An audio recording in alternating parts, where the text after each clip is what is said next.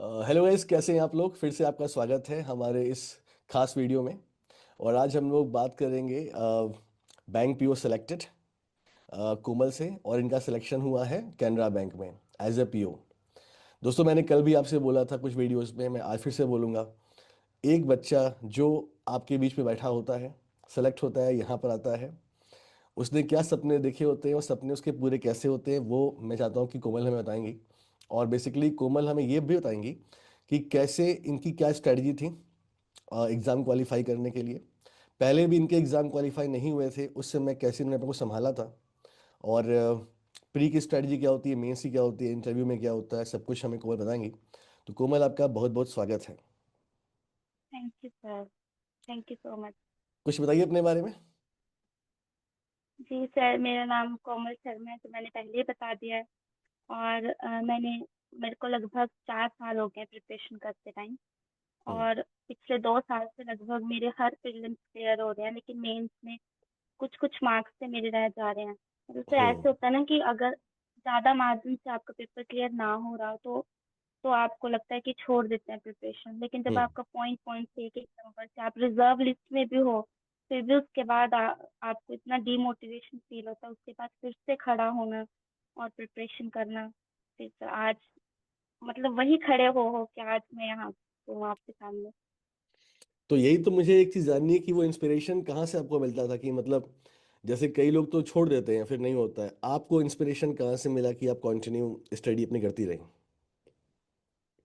क्योंकि सर मैंने अपने बाकी ऑप्शंस अपने लिए बंद कर दिए थे। जैसे स्टार्टिंग में मैंने प्रिपरेशन स्टार्ट की, उस टाइम मैं ऐसे करती कि प्रिपरेशन कर रही हूँ लेकिन साथ में देख रही हूँ कि प्राइवेट जॉब देख लेती हूँ साथ में कुछ। तो मेरा हम्म। ध्यान एक तरफ नहीं था। हम्म। फिर मैंने पेरेंट्स से बात की, उन्होंने मेरे को बोला कि एक ही तरफ ध्यान दे, क्योंकि इतना हम्म। सपोर्ट था हर तरफ से। तो आई थिंक उसी चीज़ ने मेरे को हमेशा मोटिवेट किया कि मैं छोड़ूँ ना और लगी रहूँ। कोमल, जैसे एक दिन मिलता है सबको, हमको ही मिलता है, आपको ही मिलता है, तो पूरे दिन भर की स्ट्रेटजी क्या थी आपकी? तो यूजली क्या होता था कि ऐसा नहीं था कि मैं कभी नहीं पढ़ रही हूँ जैसे। तो मेरा होता था कि 1 घंटे 2 घंटे पढूं जरूर। लेकिन मेरा ऐसा सुबह मैं जल्दी उठ जाती, जैसे अगर मैं 4 5 बजे उठ जाऊंगी, चाहे मेरे अच्छा। को पढ़ना है या नहीं पढ़ना। बस हम्म। उसके बाद मैं पहले तो प्रीलिम्स तो मेरे होते जा रहे थे, तो उसकी मेरे को इतनी ज़्यादा टेंशन नहीं थी। और उसके बाद मैंने मेंस का ही पढ़ना स्टार्ट किया था, जैसे क्वांट्स, रीजनिंग और करंट अफेयर में मेरे को थोड़ी ज़्यादा दिक्कत होती थी। तो मैंने आपकी जैसे आप बोलते थे कि जितना पढ़ोगे उतना याद होगा, तो बस फिर मैंने वही कॉन्टिन्यूसली पढ़ती जाती। अगर कुछ काम कर रही हूँ तो भी ईयरफोन्स लगाए हुए हैं मैंने, आपके सुनती जा रही हूँ बस, और करती जा रही हूँ बस। सही है।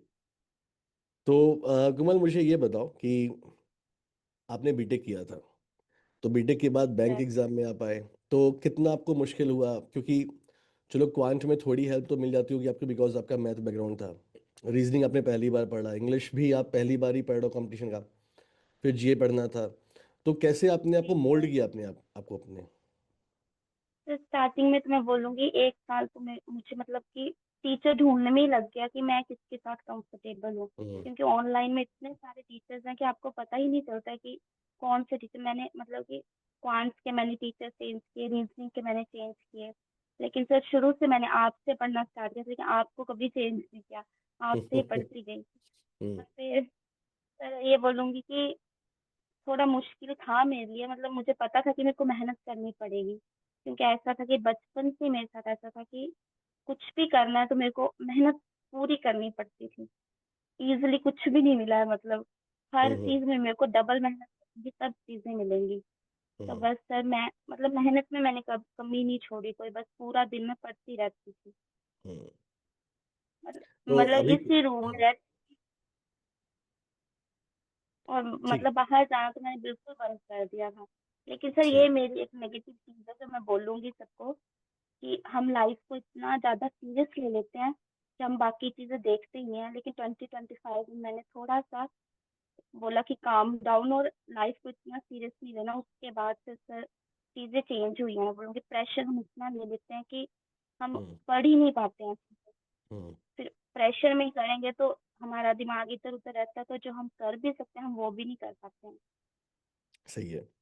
तो दो तीन चीज़ें हैं जो कि आपसे हमने सीखी यहाँ पर। पहली बात ये सीखी हमने कि लाइफ को इतना प्रेशराइज नहीं करना है अपने आप को। मेहनत हमें करनी है, पॉजिटिव करनी है, लेकिन हमें उसके साथ साथ ये भी देखना है कि हमारी हेल्थ ठीक रहे और हम आसपास में लोगों से मिलें जुलें, बातचीत करें और पढ़ाई भी करते रहें। पहली बात। दूसरी बात जो नहीं आपने सर, बड़ी अच्छी। मेरी तो, हाँ कुमार, कुछ बोलेंगे आप?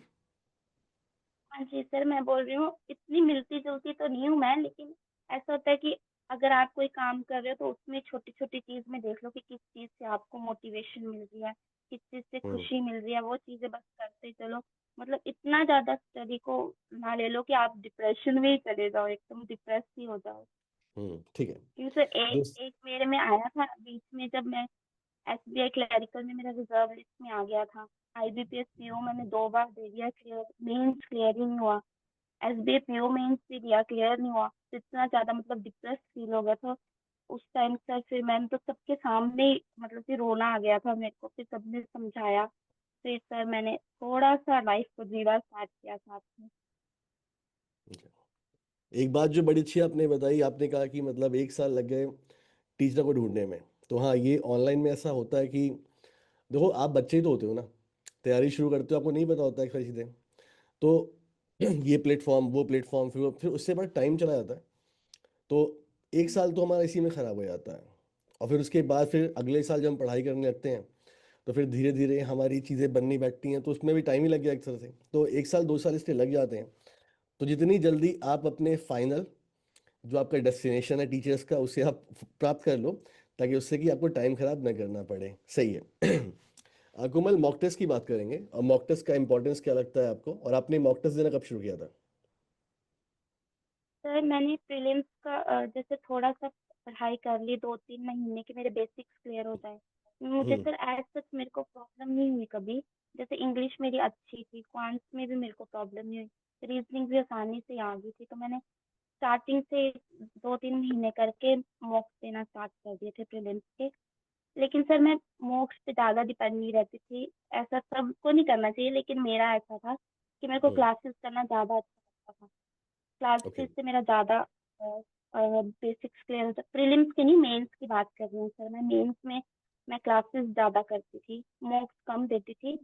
और प्रीलिम्स में मैं सेक्शनल पे ज़्यादा फोकस करती थी कि सेक्शनल हम्म। ज़्यादा दूँ ताकि मेरी स्पीड बनी रहे। ओके। ओके। ठीक है। ठीक है, ये बात भी हमें क्लियर हो गई। अब जैसे आप कभी बिगनर रही होंगी, भाई आज आप प्रो हो चुकी हैं। तो बिगनर आप थी, तो एक बिगनर को प्री के लिए क्या स्ट्रेटजी फॉलो करनी चाहिए, और प्री के बाद मेंस के लिए क्या स्ट्रेटजी फॉलो करनी चाहिए? आपने क्या किया था, बताओ जरा थोड़ा सा। सर प्रीलिम्स में तो मैं बोलूँगी पहले अपने बेसिक्स अच्छे से क्लियर कर लें, हम्म। ताकि जब आप अगर मॉक भी दे रहे हैं तो अगर आपके मार्क्स ही नहीं आ रहे हैं तो फिर मॉक देने का फायदा भी क्या है। कम से कम उतने मार्क्स आ जाएं कि आपको डीमोटिवेट फील ना हो। क्योंकि कुछ बच्चे होते हैं कि मॉक्स देते हैं और डीमोटिवेट फील हो जाते हैं। तो हम्म। थोड़ा सा बेसिक क्लियर करने के बाद 2-3 दिन या हफ्ते में एक मॉक देना स्टार्ट करें और धीरे धीरे क्वांटिटी बढ़ा दें। हम्म। और मेंस का मतलब मुझे लगता है कि अगर प्रीलिम्स की 1-2 महीने पहले दे ले, उसमें मेंस अगर ना करें तो चलता है। लेकिन उसके हम्म। बाद थोड़ा थोड़ा स्टार्टिंग में मेंस इंक्लूड कर दे।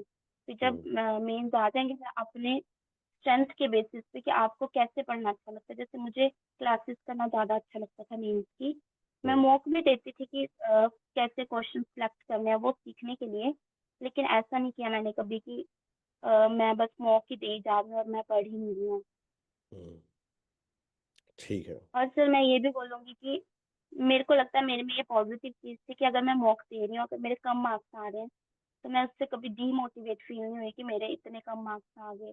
या मैं हम्म। कैसे मतलब मैं भूल जाती थी उन मार्क्स को कि कितने मार्क्स आए हैं और मैंने उसमें क्या क्या गलतियाँ की हैं, बस वही सीखती थी। ओके। यानी एक बात आपने ये बड़ी अच्छी बोली कि मॉक टेस्ट से अपने आप को जज मत करो, मॉक टेस्ट प्रैक्टिस के लिए होता है। अगर मॉक टेस्ट में अच्छे मार्क्स नहीं भी आ रहे हैं तो हमें ये देखना चाहिए कि कहाँ पे हमारे मार्क्स अच्छे नहीं आ रहे हैं, और उस सेक्शन पे हम ज़्यादा और अच्छा काम करें ताकि अगले मॉक में हमारे मार्क्स अच्छे आए। बड़ी अच्छी बात आपने बोली। कोमल, एक बात मैं और आपसे जानना चाहूँगा। जैसे मैं क्वांट की बात करता हूँ, या रीजनिंग या इंग्लिश या जियो, कुछ भी करता हूँ। अब कॉन्सेप्ट आपने आज सीखा, शायद आप कल भूल जाओगे। तो रिवीज मतलब चीज़ों को कैसे याद रखें लॉन्ग टर्म के लिए? साइंस में तो मेरे को लगता है जैसे अगर हमने आज कोई जैसे अरिथमेटिक का चैप्टर ही पढ़ा है हम्म। तो कल तक हम वो भूल जाएंगे। वो कॉमन सेंस है, लेकिन हम जैसे साथ में क्वेश्चन प्रैक्टिस कर लिए उसके उसके हम्म। बाद भी थोड़े थोड़े बीच में क्वेश्चन प्रैक्टिस करते रहे, या फिर जैसे मॉक में आते रहते हैं बीच बीच में, वैसे प्रैक्टिस हो जाती है। बस हम्म। वैसे करते रहेंगे। और रीजनिंग ठीक। का तो मुझे लगता है एक बार पढ़ लिया उसके बाद दोबारा ऐसे जरूरत ही नहीं पड़ती है कि आपको बेसिक्स हम्म। करने पड़े, वो साथ हम्म। में होता ही चलता है। और सही करंट अफेयर्स का तो यही है, पढ़ते चलो जितना पढ़ोगे है। उतना। और इंग्लिश में भी ये है कि अगर आप नहीं पढ़ोगे तो मतलब कि अगर आपको अच्छी अच्छी इंग्लिश है भी तो भी वो खराब हो जाएगी। तो थोड़ा थोड़ा इंग्लिश को साथ में लेके चलना ही पड़ता है, थोड़ा थोड़ा पढ़ते चलो जैसे आपको अच्छा लगता है, मॉक से या फिर क्लासेस से, जैसे भी। सही है, बिल्कुल सही है। अच्छा, आप मुझे एक बात बताओ, जब रिजल्ट आया तो तुम्हें कैसा फील हो रहा था? तुम्हारे फैमिली में तुमने बताया कि मम्मी है, तो मम्मी को बताया, तो वो समय बताओ, टाइम बताओ मेरे को थोड़ा सा। एक्चुअली जैसे 14 को मेरे भाई की कॉल आई, उसको मैंने हम्म। बोला कि शायद कल रिजल्ट आ सकता है। और हम्म। मेरे को लगा था कि मैं इंटरव्यू में थोड़ी चीजें गलत करके आई हूँ। तो मैंने उसको बोला पता नहीं इंटरव्यू में मेरे को कितने मार्क्स देंगे। उसने बोला देख लेगा तेरे को 90 मार्क्स देंगे। मैंने बोला अच्छा। तो फिर जब अगले दिन रिजल्ट जैसे मैं उठी, लिंक आ गया हुआ, तो मैंने फटाफट मम्मी को नहीं बताया उस टाइम कि लिंक आ गया, रिजल्ट आने वाला है। तो मैंने फटाफट नहा धो के मैं बैठ, और मम्मा बाहर से जैसे ही रिजल्ट आए मेरे तो हाथ पूरे कांप रहे थे देखने के लिए। मैंने फटाफट रोल नंबर देखा, 2 3 बार चेक किया कि मेरा ही है। फटाफट मम्मा के पास भाग के गई कि मम्मा हो गया। बोलते क्या हो गया, कौन सा हो गया? फिर उनको बताया, वो बड़े खुश हुए। उन्होंने फटाफट मेरे भाई को कॉल लगा दी, उसके बाद में उसको बताया। फिर पापा से तो मैं शाम को ही बात कर पाई थी, क्योंकि पापा ड्राइविंग करते हैं तो वो पूरा दिन कॉल उठा नहीं पाते हैं। तो फिर उनको शाम को बताया, लेकिन मैंने सबको ही बोल दिया, जिन जिनको पता था सबको बोला कि पापा को मत बताना, मैं खुद बताऊंगी। तो मैंने हम्म। उनको बताया, वो भी बहुत खुश हुए। फिर मैं एक बात बोलूंगी कि हम्म। जैसे मैं बैंकिंग में मेरे पेरेंट्स को किसी ने बोला था कि ये बेटी को कहाँ डाल दिया, बैंकिंग में इतनी कम आती है सीट, कहाँ होगा इसका? फिर उन्होंने मेरे को जब बताया, मैंने बोला ये तो मैं करके ही दिखाऊंगी अब। फिर कल मैंने बोला जिन्होंने आपसे बोला था ना उनको कॉल करके बताना कि हो गया है। हो गया, और पीओ बन गई हो तुम, ऑफिसर बन गई हो तुम। अच्छा, इसके आगे का कुछ प्लान है क्या तुम्हारा, कि मतलब क्या कुछ सोचा तुमने कि क्या करना है आगे? जी अभी तो सर मैंने सोचा है कि पढ़ाई को छोड़ के जो चीजें सीखनी है, जैसे मेरे को ड्राइविंग सीखनी है, पहले वो अच्छा। सीखूंगी। अच्छा। थोड़ा, हाँ जी, थोड़े दिन घर से ही रूम से बाहर निकलूंगी। उसके बाद इंश्योरेंस के या फिर रेगुलेटरी या फिर इसी में कोशिश करूंगी कि आगे ऊपर तक जाऊँ। हम्म। वैसे तुम अभी जैब कैब क्वालिफाई कर लोगी तो तुम्हारी सैलरी इतनी बन रही है कि सेम फील्ड में जाने का मतलब ही नहीं है मेरे ख्याल से। हाँ, तुम्हें कुछ करना है जी। तो grade B is good option. Grade B का ऑप्शन अच्छा है, वो तुम कर सकती हो। बट तुम अभी काफ़ी अच्छा कर रही हो, कर चुकी हो। ज़्यादा उसमें सोचना नहीं है तुम्हें, है ना? अभी लाइफ एंजॉय करो, पैसे वैसे कमाओ, पैसे शॉपिंग करो खूब, कोई दिक्कत नहीं है। ठीक है कोमल। अब इंटरव्यू की थोड़ी बात कर लेते हैं। जी इंटरव्यू की सर। तैयारी तुमने कैसे की, मतलब इंटरव्यू क्या हुआ तुम्हारे साथ, और तुमने जो तैयारी की थी क्या तुमने आंसर दिया उसका? सर जो बैंकिंग अवेयरनेस थी वो तो मैंने पार्ट टाइम के बैच से की थी आपके। हम्म। और उसके बाद आपने थोड़ी क्लासेस भी ली थी अन अकेडमी पे, हम्म। वो हम्म। मैंने थोड़ी देखी थी। लेकिन सर मैंने क्वेश्चंस मैंने वो मतलब कि जो मेरे से पूछे, पता नहीं सर उस टाइम जो, हाँ मेरे से वही निकला कुछ, मैं बनावटी नहीं बोला उस टाइम मतलब। हम्म। जैसे सर मैं उन्होंने, मतलब मैंने गुड मॉर्निंग विश किया जैसे, तो हम्म। उन्होंने मेरे को बैठने के लिए बोला ही नहीं और मैं खुद ही बैठ गई उस टाइम। तो मेरे को लगा शायद मैंने फिर सर, तो एक सर थे, उन्होंने मेरे से पूछा कि हाँ। क्वेश्चन पूछे उन्होंने, मतलब सर आपने बोला था कि इंटरव्यू आप पे डिपेंड करता है आप कैसे मोल्ड करते हो ना। हम्म। तो मैंने खुद ही टर्म्स बोल दी, जैसे उन्होंने मेरे से कुछ पूछा मैंने LOC LOU बोल दिया। उन्होंने बोला ओहो आपको पता है आपने कितनी बड़ी टर्म बोल दी है, हम्म। आपको पता है ये क्या होता है? मैंने फिर वो बता दिया। फिर उन्होंने मेरे घर के आसपास बैंक पूछे, तो मेरे को पता था कि अगर मैं ये PSU वगैरह बताऊंगी इससे क्या ही क्वेश्चन पूछेंगे, तो मैंने हम्म। ग्रामीण बैंक बोल दिया। उन्होंने आरआरबी के बारे में पूछ लिया मेरे से। फिर ऐसे ही अच्छा। चलता गया। फिर उन्होंने जब थैंक यू बोला तो मैं उठ गई। मेरे को लगा इंटरव्यू हो गया, पता नहीं क्या, मतलब पता था नहीं हुआ लेकिन मैं उठ गई, सब हंसने लगी उस टाइम। बोलने लगे, आपने कोई बस तो नहीं लेनी है, कोई जल्दी तो नहीं है? मैंने बोला नहीं नहीं सर, जल्दी नहीं है। कितने फिर मार्क्स आए सारे तुम्हारे हंसने इंटरव्यू में? लगे। मेरे 90.25। कितने? 90.25, न- मतलब 18.05 बनना शायद। इतने मार्क्स मिले तुम्हें इंटरव्यू में? हाँ मतलब सर पता नहीं, मैंने नहीं, मतलब अरे, आंसर्स अच्छे से। अरे मैं ये अच्छे के लिए मतलब इतने मार्क्स, 80 मार्क्स जल्दी नहीं मिलते हैं मतलब लोगों को। अभी एक बच्चे का मैंने इंटरव्यू लिया, उसके 86 मार्क्स हैं उसके। हाँ, और तुम्हारे भी 80 मार्क्स जैसे हैं तो मेन 80। मेंस में मेरे 82 थे ना, और इसमें हाँ 90.25, हाँ 47 हाँ, पॉइंट 82। कुछ बन गए। तभी 82 मार्क्स बहुत अच्छे हैं, और तुम्हें लग रहा है कि मतलब तुमने जो भी किया, लेकिन तुमने बहुत अच्छा किया था। अभी तुम्हारी स्ट्रेटजी बड़ी अच्छी, मतलब ये तुम जरा समझो कि तुमने वो आंसर किए जो तुम्हें आते थे। ये अच्छी स्ट्रेटजी है, इसका मतलब कि यू हैव ब्रिलियंट माइंड। अच्छा माइंड है तुम्हारे पास, कि अगर मैं पीएचडी बोलूंगी तो पूछ लेंगे, तो मैं ये बोल देती हूँ कि जहाँ मेरा जोन है मैं पकड़ लूंगी उनको वहाँ पे। तो ये स्ट्रेटजी बहुत हल्की बात नहीं है कि आप उस प्रेशर में, या कि इतना सोच भी लो आप इतना। तो तुम हाँ सर, अचीवर ऐसे। इसमें लगा रहे थे हाँ जी सर, बाकी चीजों पे थोड़ा, जैसे मैंने, उन्होंने थैंक यू बोला, मैं उठ गई। नहीं और वो फिर तो जाते ठीक टाइम भी है। उन्होंने बोला। हाँ, उससे इतना फर्क नहीं पड़ता है। और ये सब चीजें होती है ना, जैसे आ, ये सब चीजें चीजों को हल्का बना देती हैं, माहौल को अच्छा बना देती हैं। तो ठीक है, कोई दिक्कत नहीं है इसमें भी। हाँ सर, जैसे मुझे मुझे लगता है शायद। हाँ जी। नहीं, मुझे याद है जब मैं गया था इंटरव्यू में, तो मुझसे पूछा कि अगर तुम्हें हम ब्रांच मैनेजर बना देंगे तो मान लो तुम्हारे ब्रांच में रॉबरी होती है, और रॉबरी होती है तो, और उसमें कोई रॉबर है, उसने तुम्हारे क्लाइंट के या कस्टमर के बंदूक लगा दी सर पे, और तुमसे वॉल्ट की चाबी मांग रहा है, तो तुम क्या करोगे? तो मैं थोड़ा बटरिंग कर दिया, तो मैंने बोला कि सर मैं कुछ भी, मैं चाबी दूंगा नहीं मैं। तो बोले क्यों नहीं दोगे? तो मैंने कहा सर बैंक का बिलीव है मेरे ऊपर, मैं चाबी नहीं दूंगा। तो हंसने लगे वो लोग, बहुत हंसे वो लोग। तो वो लोग फिर समझाया मेरे को कि नहीं ऐसा नहीं होता, बैंक में हर चीज़ इंश्योर्ड होती है, अगर चोरी हो भी जाएगी तो पैसा आ जाएगा, लेकिन लाइफ नहीं। तो इतना अच्छा माहौल बन गया था ना, कि तो ये होता अच्छा लगता है, तो इसमें नंबर में कटते नहीं है। अच्छा है। अच्छा तो लगा मैंने आपकी बात लाइट सुन कर के। दिया। उन्होंने मेरे को जाते टाइम भी बोला था कि कोमल, आपको जल्दी थी शायद बहुत ज्यादा, आप बोलते ही उठ गए। मैंने बोला नहीं नहीं सर, ऐसी बात नहीं है। ठीक है, ठीक है। मतलब कोमल, सब हंस रहे थे उस टाइम। हाँ, एक चीज़ और मैं आपसे जानना चाहूँगा। आप जब पहले फेल्योर हुई, क्योंकि आपने बोला कि आपका तीसरा या चौथा अटेम्प्ट था ये, जब इंसान फेल्योर होता है तो कैसे फिर वो अपने को वापस ट्रैक पर लाए, कैसे आपने कैसे किया था?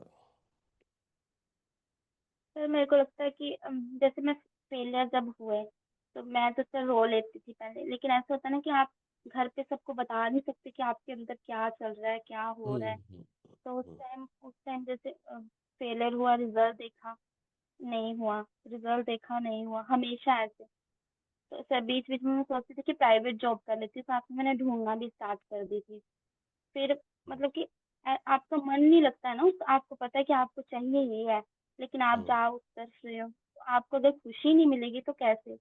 तो फिर मैं अपने आप को थोड़ा फिर मोटिवेट करती थी कि नहीं कोमल, करना है करना है करना है। तो फिर बस ऐसे करते करते और फिर मेरे को लगता है कि मैं थोड़ा स्पिरिचुअल भी हूँ, तो पिछले साल अच्छा। से सर तो मैं ज्यादा ही उसकी तरफ चली गई थी मैं तो। मेरे को लगता है उससे भी थोड़ी मतलब माइंड को शांत करने में हेल्प शांत मिली है करने के मेरे लिए को। हेल्प मिलती है। कोमल, एक लास्ट लाइन जो मैं जानना चाहूँगा, अगर आपको गाइड करना हो, जो बच्चे आपको देखेंगे, बिकॉज वो सीखते हैं आपसे बेसिकली, तो आप क्या कहना चाहेंगे अपनी पूरी जर्नी के बारे में, उन्हें क्या एडवाइस करना चाहोगे आप?